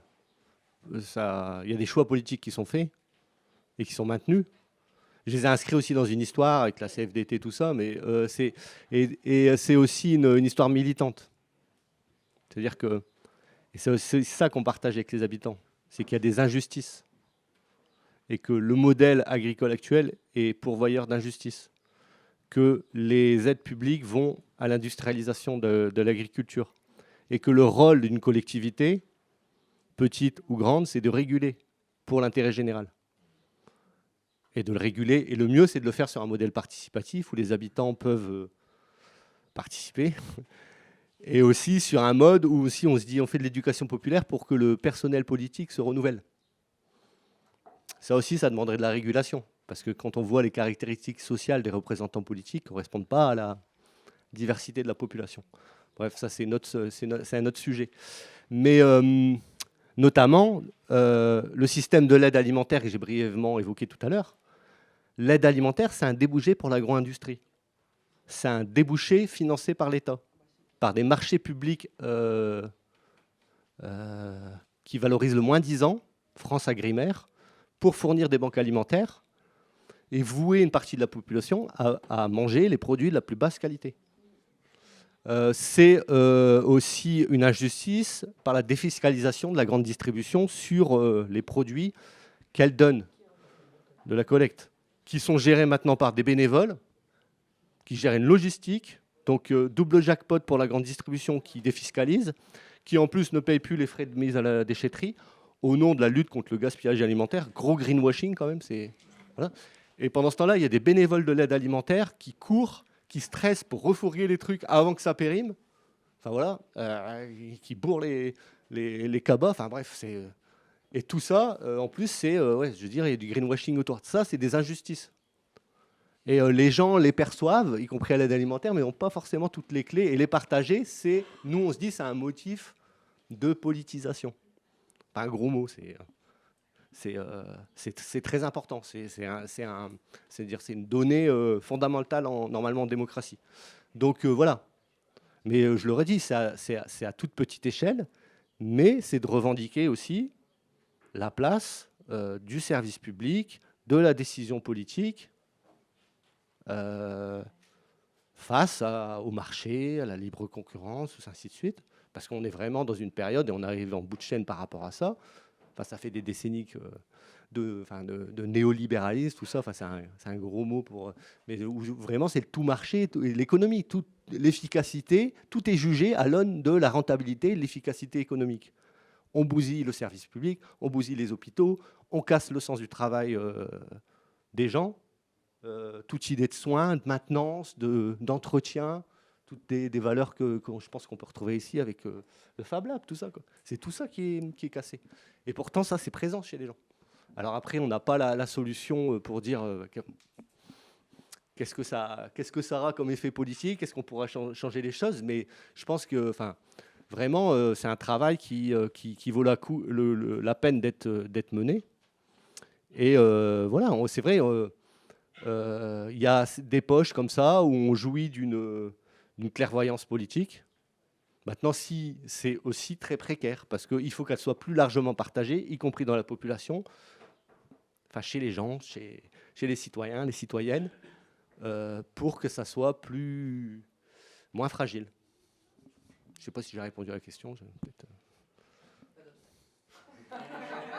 Si, il y a des obstacles. Ah bah voilà, mais là j'ai l'impression, alors je comprends bien qu'il y a un territoire favorable par son histoire particulière, vous l'avez bien dit, et j'imagine que toute la population ne vous suit pas, qu'il y a des difficultés par rapport peut-être, je sais pas, à la métropole voisine, où les choses se déroulent, et c'est-à-dire que le conseil municipal de Grande-Synthe et mettre chez soi et l'État a soutenu, enfin tant mieux si c'est le cas. L'État soutient parfois, soutient pas 4 fois, on se débrouille pour mener les projets. Après, quand on innove, on est soutenu par des... C'est plus facile d'avoir des subventions, tout ça. Après, les obstacles, oui, bah, c'est une lutte. Hein. Il y a toujours des obstacles. On est loin d'avoir gagné. Et après, sur les débouchés, le changement d'échelle, c'est un obstacle. Enfin, c'est-à-dire qu'on aimerait que ça aille plus vite. La terre qu'on a, c'est un obstacle, si elle est polluée ou pas. On ne peut pas faire de grandes cultures parce qu'on a une terre sableuse et c'est une terre de maraîchage. Voilà. Donc, il faut s'allier avec d'autres terroirs, d'autres formes de production, tout ça. Voilà, après, sur le changement d'échelle au niveau local, on fait partie d'une communauté urbaine qui s'appelle la communauté urbaine de Dunkerque. Il y a des choses qui sont passées. Par exemple, le dispositif de mise à disposition, enfin de location de terre, donc c'est des baux ruraux environnementaux, on loue l'hectare à 65 € l'année. C'est une forme de régulation aussi. Et de protection, on va dire. Ça a été repris par la communauté urbaine de Dunkerque, bon, un peu lentement, mais ils ont 270 hectares en foncier propre, agricole. Donc voilà. Maintenant, les obstacles à l'heure actuelle, c'est la situation du maraîchage biologique et les difficultés économiques. Donc, ouais. C'était une question parce que je me demandais si là sur les maraîchers que vous aviez, Ouais. ils arrivent à avoir des débouchés uniquement grâce à Grande-Synthe, que ce soit les collectivités, enfin la restauration collective et les marchés, Non, alors ils ne souhaitent pas tous travailler avec la restauration collective. Il n'y a pas d'imposition avec ça. On va dire, il n'y a pas d'injonction. Voilà. Ils n'ont pas tous le mode de production adapté à la restauration collective. Le gros frein sur la restauration collective, c'est les marchés publics. Bon, ça, on peut travailler en interne, enfin, dans un cadre réglementaire qui n'est pas quand même favorable, on va dire. Mais après, du côté des maraîchers, c'est les moyens administratifs. Parce que ils n'ont pas forcément les compétences ou le temps pour répondre à des marchés publics. Et 2, c'est la logistique aussi. Donc ça, on est en train de travailler avec des choses, avec d'autres communes et la communauté urbaine et des producteurs, notamment un PTCE, autour de ces enjeux-là. Donc en essayant c'est un pôle territorial de coopération économique. Donc là, c'est sur l'agriculture biologique et les approvisionnements, la restauration collective. Donc avec aussi des acteurs différents du maraîchage, hein, parce qu'il y a des entreprises d'insertion, il y a des maraîchers indépendants. Enfin, voilà, tout ça, il y a des façons de faire différentes. Et voilà, il y a aussi des prestataires de cantines. Alors, ce n'est pas les prestataires, les multinationales, c'est des prestataires locaux. Voilà, selon les villes aussi, c'est des restaurants municipaux ou des prestataires. Voilà, il y a plein d'enjeux. Mais petit à petit, ouais, il y a des choses qui se passent comme ça, qui commencent à s'élargir. Maintenant, il faut un peu péter le cadre réglementaire, j'allais dire, mais il faut faire un peu de pression quand même pour que ça change au niveau plus global, étatique, européen, tout ça, ainsi de suite. Et ça, on n'a pas les leviers.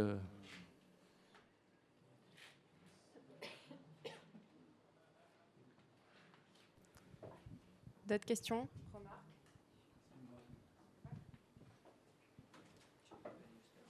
Je pense pas que je vais réussir à aller jusqu'au toit. Non, mais c'est... Voilà, on va faire ça.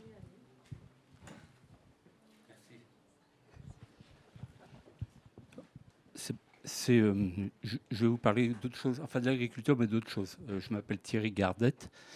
Je dirige une entreprise de menuiserie de 25 personnes, dont 5 apprentis à Lantigny. Et avant de diriger cette entreprise familiale, j'ai travaillé pendant 20 ans dans le milieu agricole, dans la Loire. Voilà.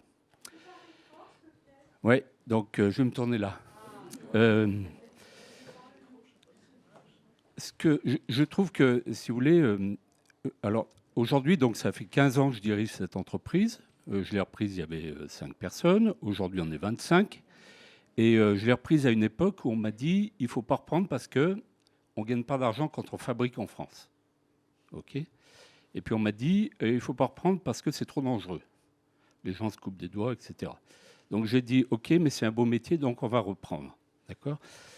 Et la grosse différence que j'ai trouvée avec le milieu agricole, c'est que je suis dans un milieu qui est, on va dire, moins proche du politique. Et aujourd'hui, la conclusion que j'en retire, c'est que l'entreprise, que ce soit une entreprise agricole, que ce soit une entreprise artisanale, que ce soit enfin peu importe, l'entreprise, à mon avis, c'est le maillon où on peut agir le plus par rapport aux enjeux qu'on rencontre aujourd'hui.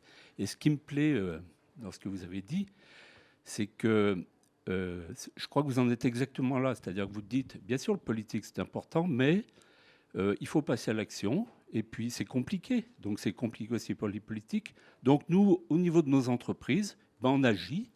Voilà. Et moi, je pense que dans l'agriculture, il y a eu quelque chose une évolution qui a été considérable, c'est quand les AMAP se sont créés.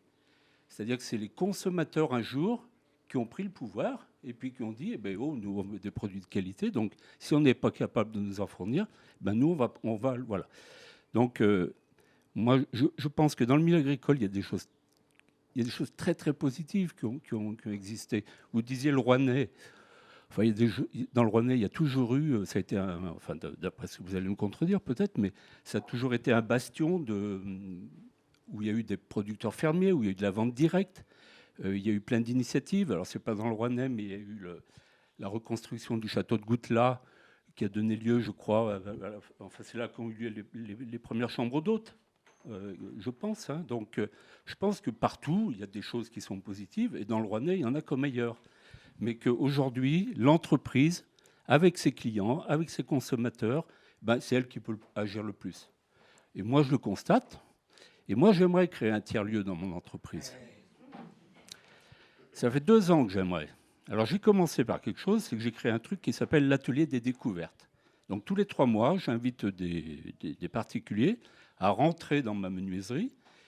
Et puis, on organise des conférences, on organise des spectacles. Prochainement, on va faire venir un cirque qu'on avait fait venir il y a 2 ans. Et puis, ça fonctionne, quoi. Ça fonctionne. J'ai mis en place des choses où maintenant mes clients ils peuvent participer. C'est-à-dire que quand il y a, par exemple, à peindre une cuisine ou une fenêtre, ils peuvent venir le faire à l'atelier. Donc, ça marche super bien. Alors, le tiers-lieu, ça me tente. Ce qui me retient, c'est j'ai peur de passer trop de temps à discuter. Voilà. Voilà. Aujourd'hui, c'est vraiment ce qui me retient. C'est-à-dire, vous l'avez vraiment dit, quoi. Il faut être dans l'action. Moi, j'ai des objectifs de rentabilité, quoi. Il n'y a rien à faire. Et j'ai démontré qu'en fabriquant localement, en faisant la promotion de l'apprentissage, en faisant venir des filles dans l'atelier, ça marche. On n'est pas millionnaire, mais ça tourne, et petit à petit, on se développe. Et ce qui est intéressant, c'est qu'on intéresse les gens, quoi. C'est ce que vous aviez dit, c'est-à-dire qu'ils visitent l'atelier, vous créez de la confiance, voilà. Donc moi, ce que j'aimerais, c'est qu'il y ait des liens aussi entre l'agriculture et un milieu comme le mien. Vous avez créé comment ça s'appelle, là, les trucs de remplacement, là. Ah, les services de remplacement. C'est formidable, les services de remplacement. Je veux dire, voilà, quoi. Donc, vous avez plein de choses qui sont positives. Mais aujourd'hui, voilà, moi, je crois que l'agriculture a été trop politisée. C'est pas une critique, c'est mon avis, parce que je l'ai vécu comme ça, et qu'on s'en sort aujourd'hui. Bien sûr que le politique, il faut l'associer, il suivra, il peut être... Bon, ça dépend des gens aussi, hein. Donc, voilà, mais voilà, c'est l'entreprise aujourd'hui, que ce soit l'entreprise agricole, que ce soit l'entreprise artisanale, qui a un rôle à jouer avec les gens qui sont là, quoi. Voilà, mais il faut être dans le concret, il ne faut pas être que dans la discussion. Voilà ce que je voulais dire. Merci.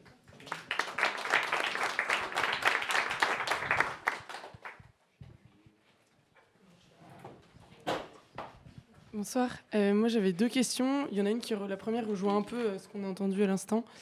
C'était pour la Grande Sainte. Ah oui, vous préférez. La première question, c'était sur... vous parliez de sélection, de dossiers de candidature que vous accordiez là, en lien avec la SAFER et l'Office foncier. Et je me demandais si les refus que vous émettiez aux agriculteurs qui souhaitaient s'agrandir étaient que sur ce motif-là, ou est-ce que vous alliez regarder quand même si ces agriculteurs n'étaient pas intégrés dans des structurations de filières? Parce que parfois, des gros agriculteurs peuvent être assez intéressants dans la mesure où ils réfléchissent à leur structuration, à leur transformation de produits, etc. Et est-ce que c'est pas parfois plus pertinent d'accorder des terres à quelqu'un qui veut s'agrandir, mais qui est dans une démarche intelligente, qu'à forcément plein de petits qui, en fait, vont peut-être, je sais pas, c'est un peu une question, voilà, je me pose vraiment, mais qui vont peut-être saturer la vente directe à des prix encore assez élevés, au lieu d'aller chercher une structuration de filière qui, en fait, par sa volumétrie, va créer des économies d'échelle et va être peut-être plus intéressant économiquement parlant. Voilà. Première question. Si vous voulez répondre.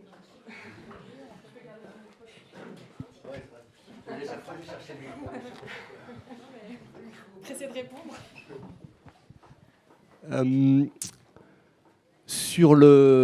En fait, les impacts qu'on recherchait n'étaient pas que de production, étaient aussi de lien social avec les producteurs et des gens qui vivent, qui fassent partie qui puissent faire partie de la communauté.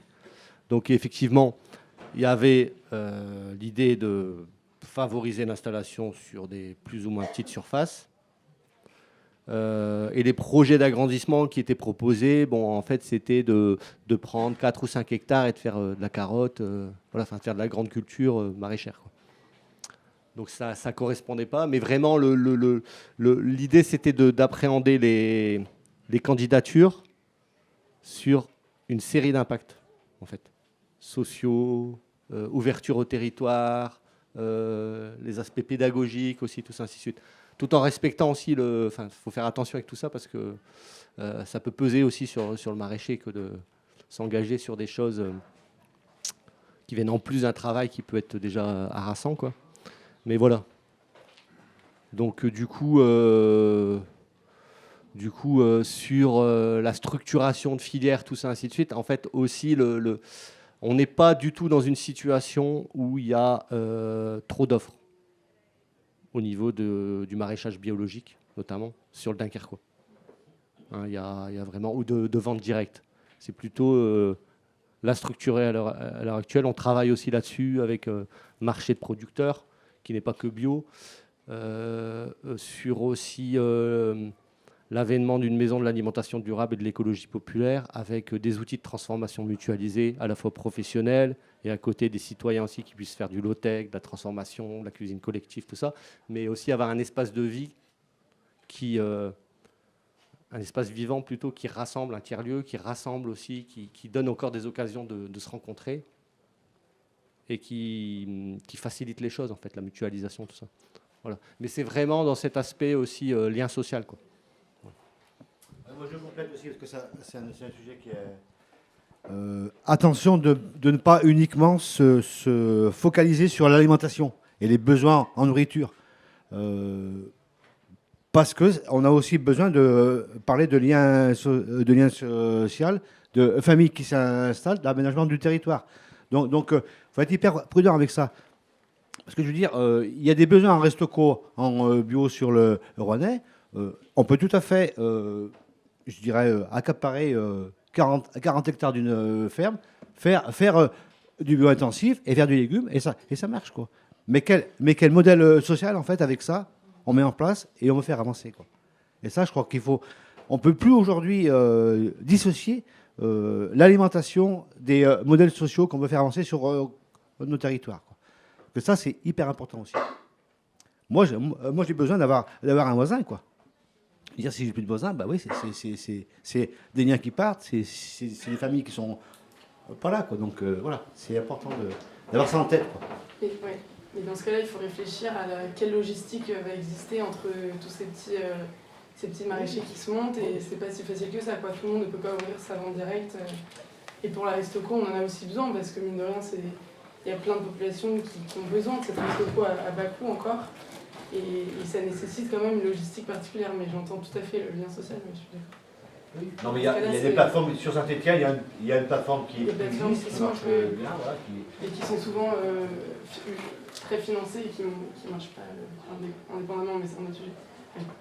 Enfin, ça nécessite forcément une place de l'acteur public assez large. Oui, si on cherche un resto-co, on va souvent dans la Drôme, du coup. Même pour le Rhône-Alpes, quoi. Parce que c'est la Drôme qui produit dans la région Rhône-Alpes des quantités qui correspondent au marché de la restauration collective. C'est ce que tu voulais dire. Du coup, il faudrait aussi en développer ailleurs. Sur les Après, il y a des initiatives, hein, c'est sûr que c'est très récent, et notamment tu parlais des PAT, des plans d'alimentation territoriale, avec les réflexions qui ont été portées sur les différents territoires. J'ai participé à un certain nombre de ces rencontres-là, et très clairement, cet intermédiaire, soit logistique, soit de transformation, il est identifié quasiment dans tous les territoires. Et il y a des choses qui se montent. Il y a Ronson Légumes, par exemple, dans l'ouest lyonnais, qui s'est créé sous forme SIC, qui associe plein de producteurs et qui ont créé une offre spécifique pour venir alimenter Lyon, très clairement. Donc il y a des choses qui existent, qui marchent, les réseaux Manger Bio par exemple, dans l'Isère, etc. Enfin, on voit bien qu'il y a... je discutais avec le président du réseau et il disait qu'ils sont sursollicités pour monter des réseaux Manger Bio un peu de partout dans tous les territoires. Donc on voit bien qu'il y a des choses qui se mettent en place, etc. Moi je voulais juste revenir sur un truc, sur les économies d'échelle. Moi, ça me fait toujours un peu crisser les dents. Parce que, en fait, c'est un mythe.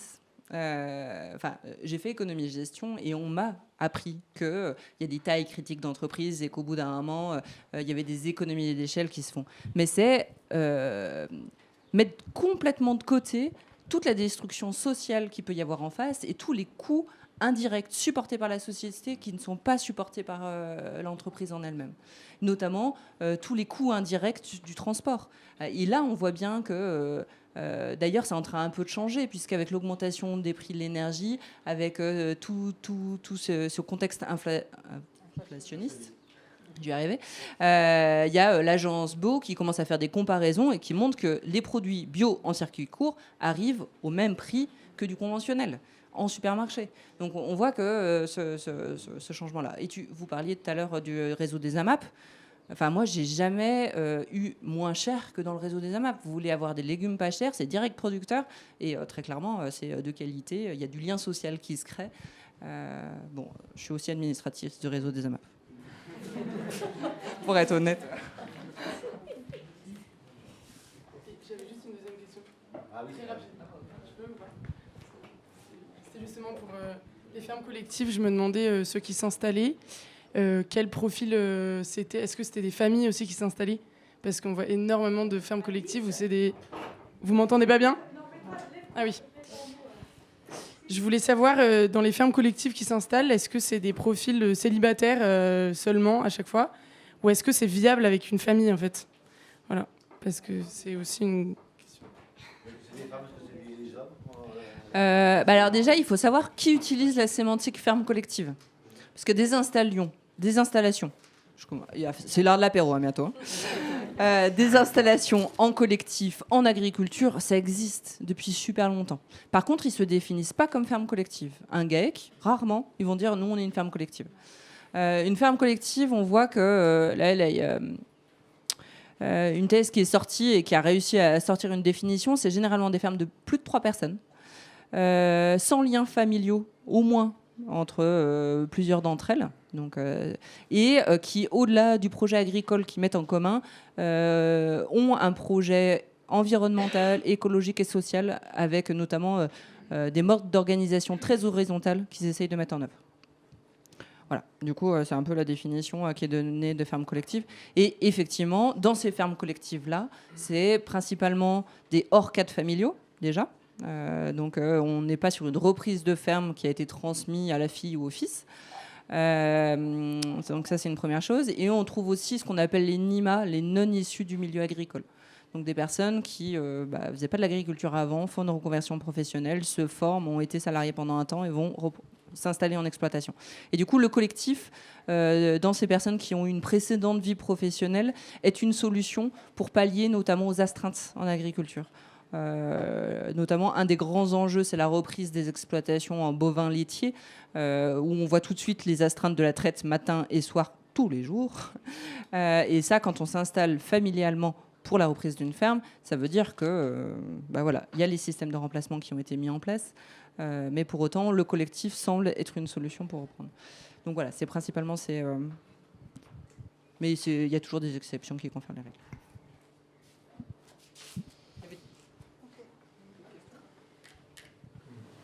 Pardon, j'avais une mini question sur le bio dans les cantines. Le bio dans les cantines de Grande-Synthe, est-ce que justement vous avez réussi à diffuser ça sans surenchérir le prix pour les familles? Oui. Il n'y a eu aucune augmentation. Le prix d'entrée d'un repas pour les familles au budget le plus modeste, c'est 50 centimes. Et pour les... Ah oui, c'est vrai. Je suis penaud, hein. Excusez-moi. C'est parce que je voulais le micro bleu. Non, il n'y a eu aucune augmentation pour les familles. Et le prix d'entrée pour les plus petits budgets, c'est 50 centimes. Et le prix le plus cher, c'est 1,80 €. Voilà, c'est une politique volontariste de prise en charge et c'est une politique sociale et écologique. Voilà.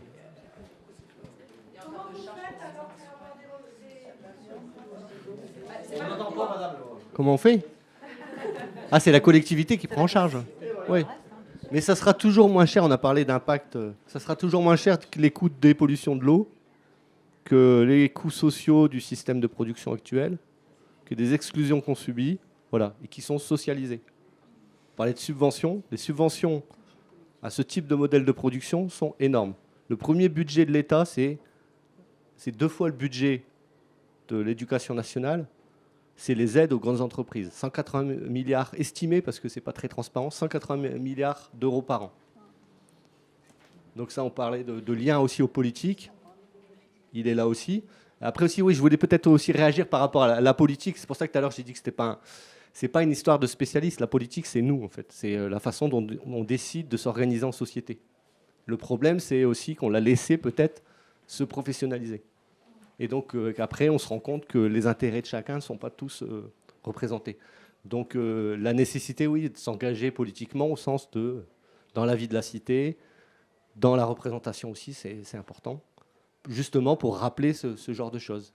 Ce qui est, les gains dans un système capitaliste pur sont privatisés et les coûts sont socialisés.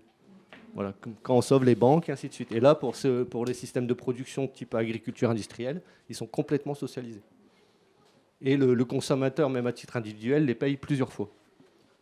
À la caisse, sur sa santé. Enfin voilà, c'est assez... J'ai une petite question. Politiquement, si des fois Grande-Synthe, en espérant que ça ne soit pas vrai, change de bord politique, est-ce que vous êtes pérenne ou pas? Ah ben non, par définition, on n'est pas pérenne, parce qu'en fait, c'est des choix politiques. Donc la seule façon de pérenniser, j'en ai parlé un peu tout à l'heure, c'est de dire d'élargir le mouvement qu'on est convaincu que c'est l'intérêt général, qu'il y ait plus de gens qui le portent. Et c'est bien le problème de la spécialisation politique sur une petite frange de la population. C'est-à-dire que si ça ne tient qu'à des esprits, on va dire, c'est un peu caricatural de dire ça, éclairés qui poussent, c'est moins pérenne que si c'est un projet de société partagé, élargi. Voilà. C'est pour ça que c'est intéressant, tu disais tout à l'heure, il y a une déviance vis-à-vis de, toujours une déviance de la population modeste notamment, des plus modestes, vis-à-vis du logo avec. C'est vrai qu'à Rouen c'est pareil, hein, c'est partout dans les milieux les plus en difficulté. L'agriculture biologique, c'est pas réel, c'est du business. Enfin, c'est ce que, oui, c'est le sentiment même. Si je peux me permettre, puisque je n'ai pas de micro, simplement je voulais dire deux choses avant de partir. C'est que, par exemple, moi, je suis élu d'une commune de la Plaine, du coup, ici on est sur une bordure de coteaux, dans la Plaine, donc c'est agriculture charolaise, donc c'est un système qu'a parlé François, on envoie les broutards, bref. Et donc le président de la SAFER, c'est un voisin à moi je suis élu de la commune de Mably, et lui il est pas très loin de chez moi, il habite Mably aussi. Et aujourd'hui, bon, c'est peut-être un peu caricatural, mais quand même. Je dis, il y a déjà une chose qui m'intéresse, c'est qu'en en agriculture, c'est souvent les enfants qui reprennent la ferme. Donc, voilà. Et, je sais pas, moi, mon père, il a travaillé à Giat Industrie, il a fait à l'Arsenal, et moi, je suis anti-militaire. Donc, même si j'avais eu la possibilité d'entrer à l'Arsenal, eh ben non, j'y suis pas allé. Mais par contre, s'il avait été fermier, mon père, ben, il aurait peut-être fallu que je reprenne la ferme, parce qu'il Il y avait les terrains, les bâtiments et tout le travail qui avait été fait par les aïeux. Bref, donc voilà. Et du coup, je reviens au président de la SAFER qui habite à 1 kilomètre de chez moi. Lui, je suis pas certain qu'il soit passionné par l'agriculture, mais il était issu d'une famille très agricole. Et aujourd'hui, la semaine prochaine, il organise à l'aérodrome à côté, là, à quelques kilomètres, un grand rassemblement de véhicules anciens avec une grosse association qui regroupe tous les amateurs de voitures anciennes. Et donc, il est très, très mobilisé, je pense, notamment ce week-end, à la préparation du grand rassemblement de meetings anciens que la communauté d'agglomération met à disposition l'aérodrome etc., etc. Et si vous allez à Roanne, il y a des affiches du prochain rassemblement de véhicules anciens dans toutes les grandes artères de Roanne. Voilà. Bref, du coup, voilà, c'est un problème. Et donc, il faudrait arriver à ce que ça change tout ça, ou peut-être... voilà, c'est difficile, quoi. Et puis, en plus, il est notamment membre du syndicat majoritaire, donc qui est lié à la FNSEA, à l'agro-industrie, et donc faire changer la spécificité du Charolais en laissant des terres à la diversification qu'on a besoin, c'est pas évident. Et puis la dernière chose, c'est aussi qu'il existe une autre association sur le Rouennais, puisqu'il y a une madame qui disait est-ce qu'il y avait on pouvait faire du financement participatif. Il y a l'association dont je fais partie modestement, Vivre Bio en Rouennais, qui regroupe des producteurs et des consommateurs sur l'arrondissement, on va dire, qui fait un travail intéressant. Voilà, donc... Et je pense aussi, tout ça, on est en lien complémentaire, mais je parle ça pour les jeunes qui ne connaîtraient pas, parce que c'est vrai que pour les plus anciens, on se connaît heureusement et on s'apprécie. On approche de 19h. Je propose qu'on prenne 2 interventions, je pense qu'il commence à faire chaud. Et qui c'est qui voudrait une question ? Ou pas, hein. Est-ce que vous pouvez nous dire, à Grande-Synthe, d'après vous, quels sont les... Vous l'avez peut-être dit, je n'ai pas été là tout le temps, mais vraiment les ingrédients qui font que ça fonctionne, que la population accepte, qu'il y a cet élan. Bien sûr, il y a des engagements humains à la base, mais... En 4 mots. En 4 mots. J'arrive pas là. Ça fonctionne. Le travail d'éducation populaire, c'est le centre de mon travail. Moi, je suis aussi jardinier et animateur de quartier. Je ne suis pas simplement dans un bureau, aller chercher des subventions, penser des trucs, tout ça. C'est un travail de... Comment dire ? Où il ne faut jamais perdre espoir, en fait. Parce que la mobilisation des gens, c'est très compliqué. Parce que il faut à la fois être dans l'accompagnement, mais pas dans l'encadrement. Il faut essayer de pousser l'engagement, mais sans être dans l'injonction et en jugeant les gens, parce qu'on peut être militant et dire aux gens « Ah ouais, ils ne se bougent pas. » Voilà. Essayer de comprendre d'où parlent les gens, quelle est leur situation, et essayer de trouver des solutions concrètes. C'est pour ça que je parlais de subsistance. On parle de plus en plus aussi d'ancrage. Enfin, c'est dans plein chez plein de gens qui réfléchissent aussi sur l'engagement, la mobilisation. Mais voilà, c'est un travail qui est tout le temps à remettre sur le métier. On a des conditions sociales qui se dégradent, quand même. Voilà. Donc, il faut garder espoir. Mais bon, je vous dis, ça fonctionne. Et quand on est ancré dans un territoire, qu'on soit un acteur du service public ou associatif ou autre, quand on arrive à gagner la confiance des gens, à être dans des relations aussi d'horizontalité le plus possible, eh ben, ça fonctionne. Ça fonctionne. Après, les effets à long terme, je ne les connais pas. Est-ce que c'est fragile ? Oui. Mais voilà, ça vaut le coup. Je le dis franchement. Voilà. Bravo.